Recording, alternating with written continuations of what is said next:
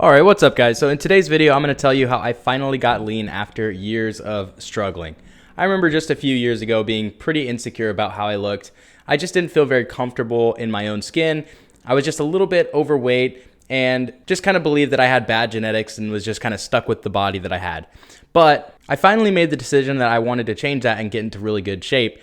And I tried just about everything, but what I found is that what really made the difference was just a few really basic, simple principles that I was able to easily implement into my life that completely changed everything. And in today's video, I'm going to tell you exactly how I did it and exactly how you can do it too, even if you're just an average guy like myself. All right, guys, and just so you know, this is what I used to look like. I like to show this in all of my videos just so you can see that I am just a pretty normal guy. I had a pretty average physique, was a little bit overweight, and didn't have a whole lot of muscle mass on me and just didn't feel super comfortable or secure about the way that I looked. And I'm sure that there's probably a lot of guys who can also relate to that. But through implementing just a few very basic, simple principles that I'm going to share with you in this video, I was able to completely transform my body. And so you can see that I was able to gain quite a bit of muscle mass and lose quite a bit of body fat and just overall really become a lot more aesthetic. And the whole point of this video, guys, is that if I can do it, anyone can also do it.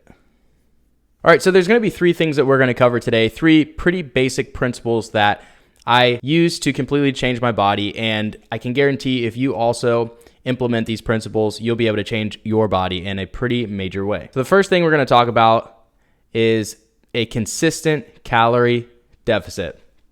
One of the biggest problems that I ran into when I first started dieting is something called the yo-yo diet.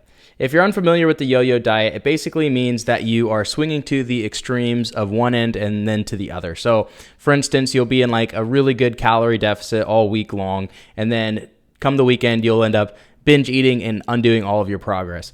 And I'll tell you, I did the yo-yo diet going back and forth like that for honestly years. And it's a lot of work because you're spending the time to be in a calorie deficit, but then it gets completely negated by a heavy surplus or really just like a day where you binge eat. And so you're just kind of on this back and forth cycle, which can be pretty exhausting. And so you're putting in the work, right? Because you are spending those days being in a calorie deficit, you are doing the work, but you're negating the progress. And so what I found is when I really started making progress is when I actually just allotted a time period to staying dedicated, right? So it wasn't just this thing where I'd be in a deficit for 5 days and then would binge eat and would see no visual progress. And obviously I wouldn't be getting any leaner. But when I first started seeing progress was when I actually said, okay, for these next several weeks, I'm going to really dedicate myself to being in a calorie deficit. And come the weekend, I'm still going to stay disciplined and not do this whole yo-yo diet. And so once I was in a consistent deficit for 1 to 2 months, I absolutely started to notice a difference. And so the way that I do it now, just to kind of make it pretty manageable, is I'll be in a deficit for about 6 days a week. And the deficit will normally be not anything too crazy, about 250 to 500 calories. And then I'll just have like one day where I'll just eat at maintenance. And to me, that seems very sustainable and you're still able to make great progress. And if you've been trying to lose weight but have been struggling for a while, a lot of it most likely comes down to the fact that you've not had a true period of consistency. Because this was definitely the case for me where, again, like I said, I would do the good stuff for a little bit and then I would go right back to doing the bad stuff and just going back and forth. But the real progress comes when you're able to be in a true period of consistency. So my recommendation would be just dedicate an actual block of time, periodize that time to actually achieving your goals so that you can see the light at the end of the tunnel, but are able to confidently and truly be in a period of consistent progress. All right, guys, and the next thing we're going to talk about is recovery. So, in a lot of my videos, I talk about the necessity of weightlifting, and you absolutely should be weightlifting, but if you're in a calorie deficit, we also want to make sure that we're not afraid of rest days. This was something that I actually needed to learn and probably can still do better with now. I'm someone who just naturally really enjoys going to the gym. It's like a fun time for me. It's probably one of my favorite times of the day. But you also need to be unafraid to take rest days, because rest days are really when your body recovers, your muscles can recover from your weight training days, and you can actually grow and allow your muscles to recover. So if you're cutting, I would definitely recommend at least 2 rest days per week just so you give your muscles adequate time to recover, because I've been in that position where I don't take enough rest days and you're in a calorie deficit. And when you get into the gym, you're just like totally feeling depleted and you're like, man, I wanted to work out today, but this workout sucks right now. And it's just because you don't have the necessary recovery or energy to have a good lift. So make sure you're not afraid to take rest days. And the other big thing too, guys, is sleep. I feel like sleep does not get talked about enough, but it is literally like one of the most important aspects. I would literally put it as important as going to the gym and almost as important as your diet itself, because sleep is literally the time when your body makes gains. Without sleep, you can put in all the work you want, but you're not going to be able to make adequate progress. So not sleeping enough is literally killing your gains. What we need to make sure we're doing is getting 8 hours of true sleep every night. That doesn't mean we're getting into bed for 8 hours. It means that we're actually asleep for 8 hours every single night.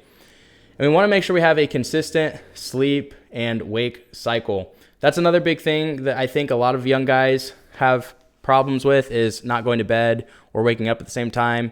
You have something called a circadian rhythm, which is basically your body's internal clock, and it allows your body to know when to release certain hormones to make you either awake or sleepy or whatever, so that you can have a healthy, balanced hormone cycle throughout the day.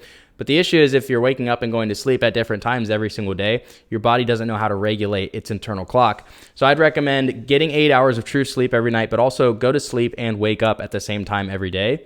And then make sure you're getting your early morning sunlight, because early morning sunlight actually sets your circadian rhythm. So what I like to do is, as soon as I wake up, I'll drink some water, brush my teeth, and then I'll go outside for about a 15-minute walk just to get some sun in my eyes and on my skin so I can set my circadian rhythm for the day. And then the other thing too that I had to learn, that I'm sure there's probably a lot of guys who this would benefit, is not having caffeine late into the afternoon. Caffeine has a half-life, I believe it's like 12 or maybe it's 6 hours, but the moral of the story is caffeine stays in your system for a long time. So if you're drinking caffeine at like 3, 4, 5 p.m., it's absolutely disrupting your sleep.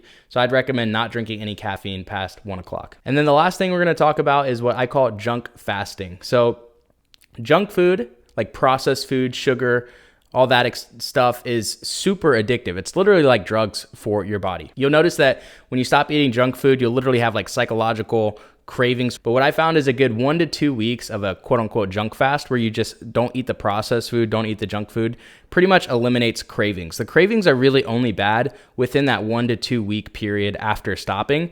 But and I'm sure that there's probably people who are watching this video who have experienced this, maybe leave a comment down below about what your experience has been. But I find that if I stop eating junk food for about 1 to 2 weeks, the cravings pretty much disappear. If I just eat clean whole foods and I stick to clean whole foods, then my desire for junk food pretty much goes away. So I think that you kind of run into this cycle where you eat junk food, you crave more, so then you eat some more, and then it's just like the cycle of eating it and craving it, eating it and craving it. But if you can break that cycle, not eat the junk food, you'll find that the cravings pretty much disappear, or at least temper down quite a bit. And I find that junk food pretty much just means a dysregulated relationship with food.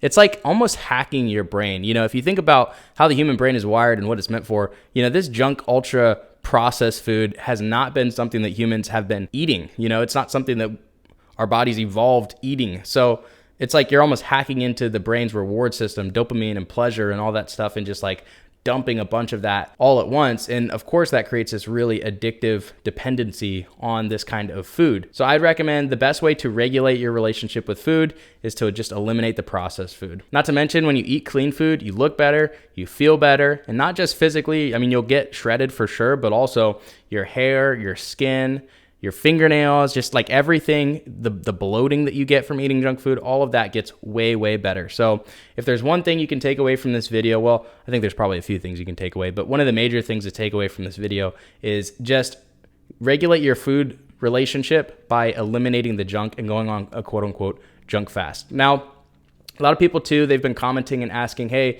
Alex, what about like your workouts? You know, can you go through each exercise? Can you go through like every food that you would recommend eating? If you're interested in that, I actually just wrote an entire book called The Aesthetic Protocol that literally has everything that I know about getting into great shape and getting lean. I spent a lot of time on it, but it's just the price of a couple cups of coffee, and it's everything I know. I can promise that if you go through it, read it, absorb the information, it will completely change your life and completely change your physique. So go check that out in the description if you want. But anyways, thanks for watching, guys. We just hit 1,000 subscribers. The next goal is 10,000 subscribers. So hit that subscribe button. It helps me out a lot. And thanks for watching. I'll see you in the next one. Peace.